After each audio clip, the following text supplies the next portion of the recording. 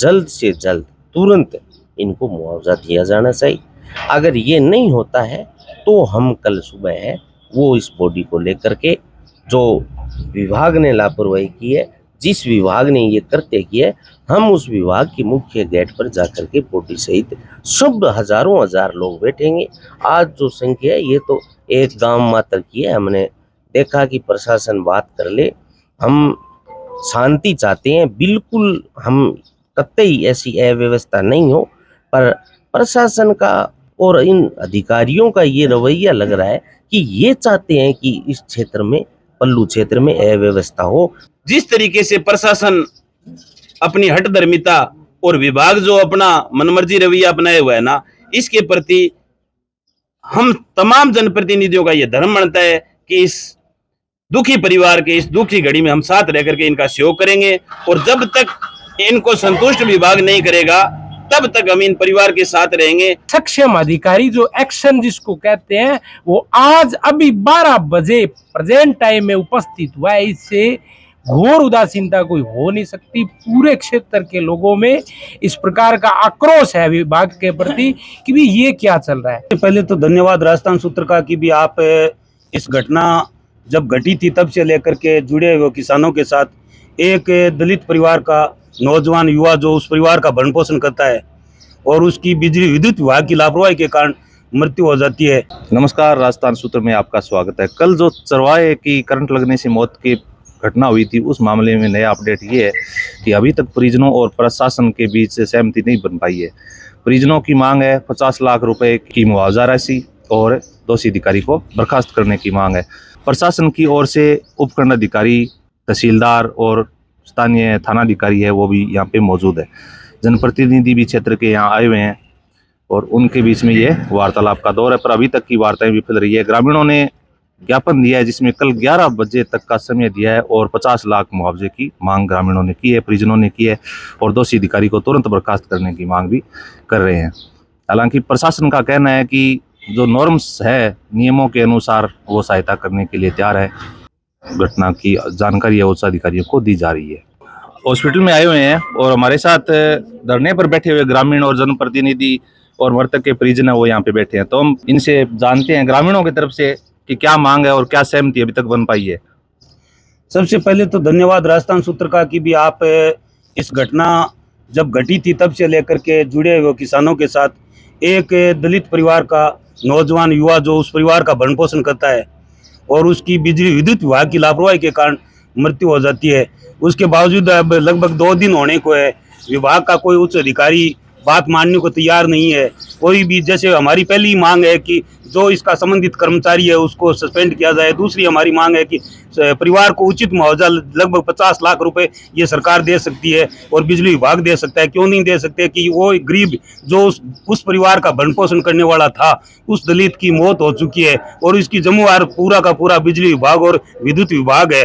तो विद्युत विभाग जब उनकी खुद की बात आती है तो ये छोटी सी बात पर बड़े बड़े बना करके बिल भेज देते हैं, लेकिन जब बात आती है एक गरीब की, एक दलित की, तो इनकी सुनवाई करने के लिए आप देख रहे हो अभी एक्शन लेवल का अधिकारी भी 2 दिन बाद में, लगभग 24 घंटा हो गया घटना को, उसके बाद में यहाँ पहुंचता है। तो लापरवाही की तो पराकाष्ठा है कि हमारे क्षेत्र का एक नौजवान कमजोर घर से और 25 वर्ष की उम्र में और विभाग की लापरवाही से अचानक चले जाना और अपने परिवार के पीछे 3 मासूम बच्चे छोड़ करके चले जाना, ये बहुत ही दुखदायी घटना है।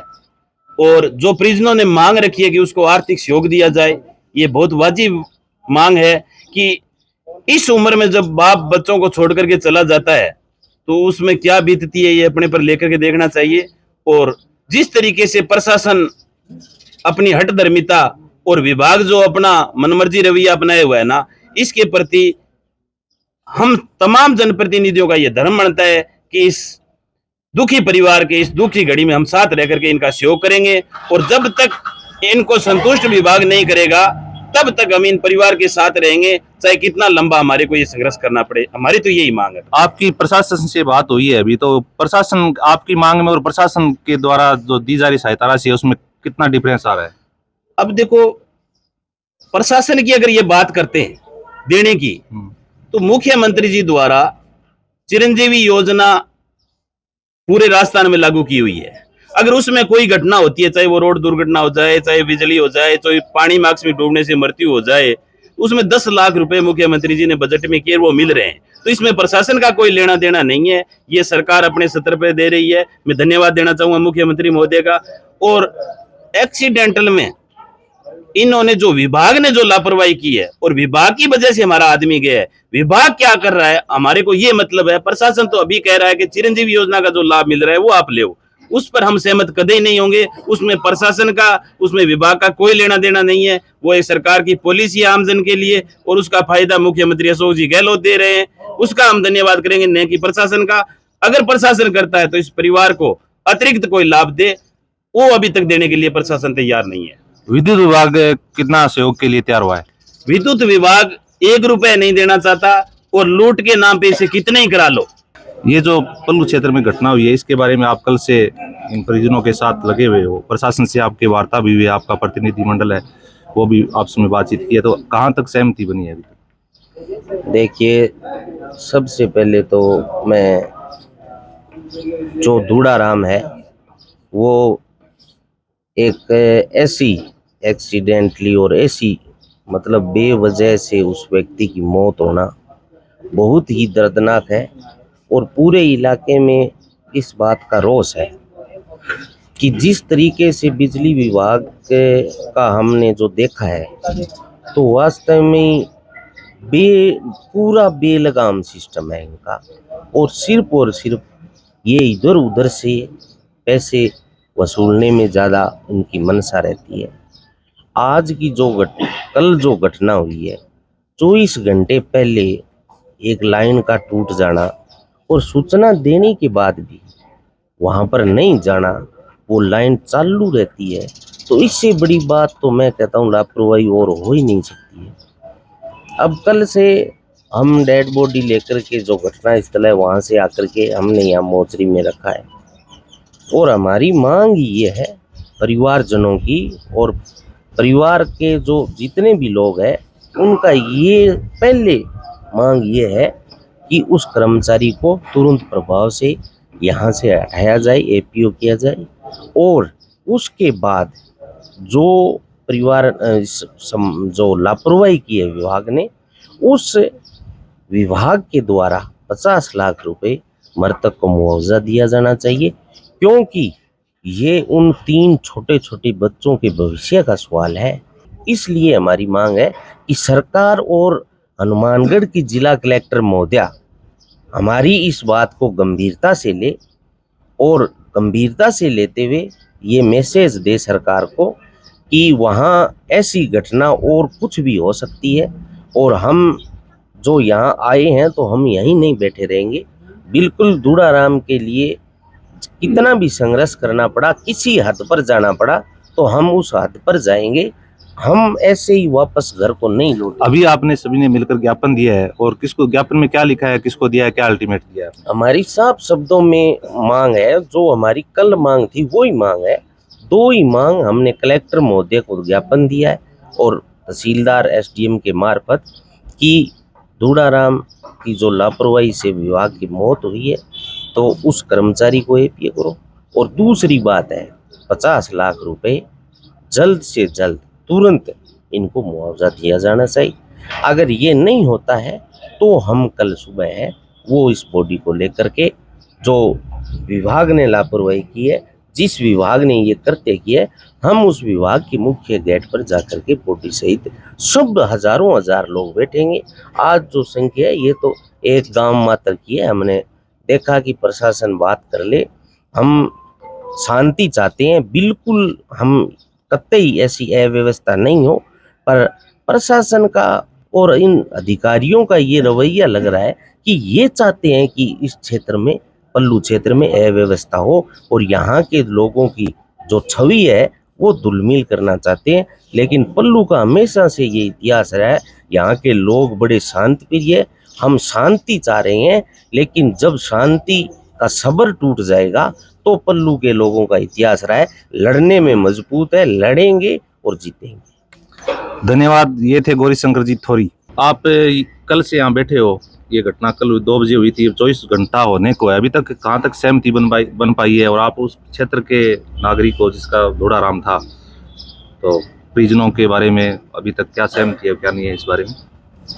देखिए, कल 3 बजे की घटना है और लगातार एक मैं ही नहीं, लगातार इस क्षेत्र के जनप्रतिनिधि और उस मृतक के परिवार से लेकर के, गांव से लेकर के और तमाम उनसे जो लोग जुड़े हुए हैं, सारे लोग कल 3 बजे से लेकर के अब तक डटे हुए हैं। देखो, इसमें साफ दिख रहा है कि विद्युत विभाग की उदासीनता की वजह से बिसरा सर के जिस ढाणी के आगे ये तार गिरा है, सच्ची घटना मैं आपको बता रहा हूं कि उस ढाणी के मालिक ने फोन पर जेईएन को सूचना दी कि भी तार टूटा हुआ है, बावजूद उसके उसे ठीक नहीं करना विद्युत विभाग की उदासीनता की वजह से आज हमारे गांव का लड़का चला गया। देखो, उस परिवार के, उस घर की अगर बात की जाए तो निश्चित रूप से आप ये पाओगे कि 3 बच्चे हैं उसके और 8 साल की बड़ी बेटी है। आज उस परिवार पे, उस घर पे क्या बीती होगी, उस गांव पे क्या बीती होगी। और तो और उस विभाग के सक्षम अधिकारी जो एक्शन जिसको कहते हैं, वो आज अभी 12 बजे प्रेजेंट टाइम में उपस्थित हुआ है। इससे घोर उदासीनता कोई हो नहीं सकती। पूरे क्षेत्र के लोगों में इस प्रकार का आक्रोश है विभाग के प्रति कि भी ये क्या चल रहा है। देखिए, एक इसमें मैं ऐड एक और करना चाहूंगा, और तो और जिम्मेदार अधिकारी एसडीएम महोदय यहाँ पे पहुंचे हैं। उन्होंने परिवारजनों को बुला करके, मैं तो ये कहूंगा कि उन्होंने धमकी दी है परिवार को, और परिवार को ये कहा है कि 20 दिन अगर यहाँ बैठे रहोगे तो आपको इस प्रकार की डिमांड जो आपने रखी है वो पूरी नहीं होगी। मैं आपके माध्यम से ये उनको कहना चाहता हूं और कलेक्टर महोदय को चेताना चाहता हूं कि इस प्रकार के अधिकारी को, पहली बात तो यहाँ जिम्मेदार अधिकारी इस सीट पे बैठे उनको नहीं भेजना चाहिए, और इस प्रकार के अधिकारी को भेज दिया और वो अनर्गल बकवासबाजी कोई करेगा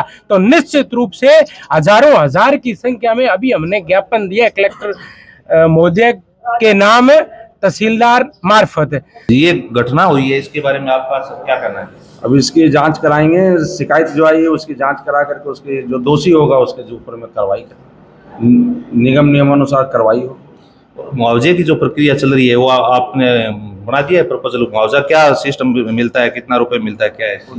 जांच के उपरांत में जो दोषी है वो उसको ऊपर में कार्रवाई होगी, और जो निगम का नियमानुसार है 5 लाख रुपया जो मिलने का है वो उनको मिलेगा। नमस्कार।